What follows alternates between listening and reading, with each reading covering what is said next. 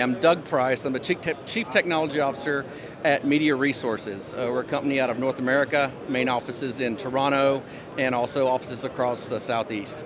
And love to be here to talk with you about at InfoComm 2026, the actual Best of Show InfoComm winner air from rAVe Pubs. It's our 1.2 millimeter. It is a low power product. This one display is running on about half of a 15 amp circuit.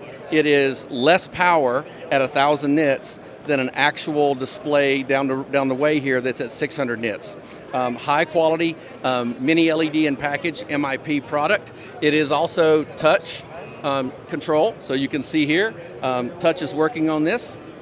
Okay, another cool thing about this product, it actually has direct HDMI input without a controller. So there's no controller driving this, it's HDMI in.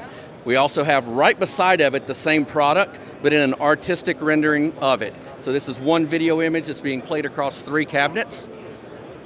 Really appreciate you listening to my blurb here on the rAVe Pubs. Have a great day.